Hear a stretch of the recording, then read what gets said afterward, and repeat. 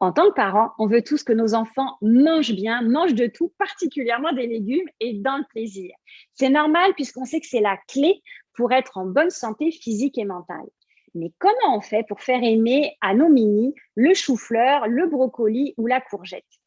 Je vous donne une façon, les mettre au fourneau. Comment? Je vous explique dans cette vidéo 3 astuces pour initier votre enfant à la cuisine dans la joie et la bonne humeur. Je m'appelle Karine de Serpezé, je suis la fondatrice des ateliers cuisine pour les enfants C'est moi le chef et notre mission, transmettre le plaisir de cuisiner et de bien manger aux enfants. Première astuce donc pour initier votre enfant à la cuisine, lui donner le choix de la recette. Les enfants adorent avoir le contrôle, mais on lui donne là le sentiment d'avoir le contrôle. On ne va pas le laisser choisir sur la foule de recettes qui existent et qu'il aurait envie de faire. Faites une sélection de recettes pour un peu encadrer son choix. Et puis, n'hésitez pas à constituer des banques de recettes. Donc, n'opposez pas une recette de dessert avec une recette de plat. Je vous le donne dans le mille, c'est la recette de dessert qui va sortir gagnante. Utilisez plutôt des banques de recettes de catégories, de thèmes. Donc, des recettes de plats, par exemple, donnez-lui 3-4 recettes de plats et puis il va pouvoir choisir, regarder un petit peu ce qu'il tente plus, avoir une belle variété de choix, puis il va pouvoir choisir quel plat il veut faire. Et puis, une autre fois, donnez-lui le choix entre plusieurs desserts. Dessert au chocolat, dessert aux fruits, selon vos envies, puis selon la saison aussi, c'est important de tenir ça en compte. La deuxième astuce, le laisser expérimenter. Là encore, on lui laisse le contrôle de la cuisine. Pas complètement le contrôle non plus.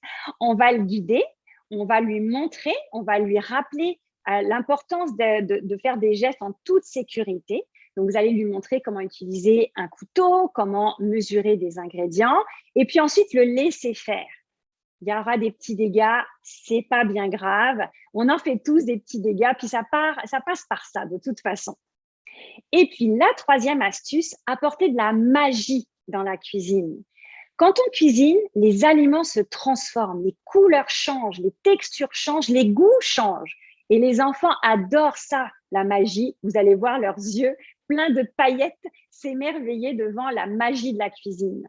Quand on râpe la carotte, tout d'un coup, on sent qu'il y a plus de jus. On va goûter la carotte, elle est moins dure, elle est beaucoup plus juteuse.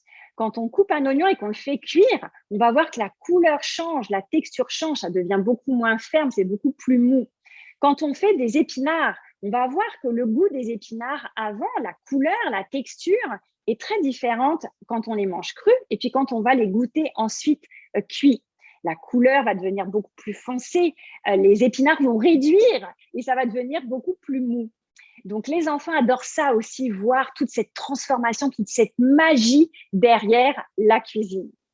Donc, voilà ces 3 premières astuces. La première, lui laisser le choix de la recette. Ensuite, le laisser expérimenter. Et bien entendu, apporter de la magie dans la cuisine.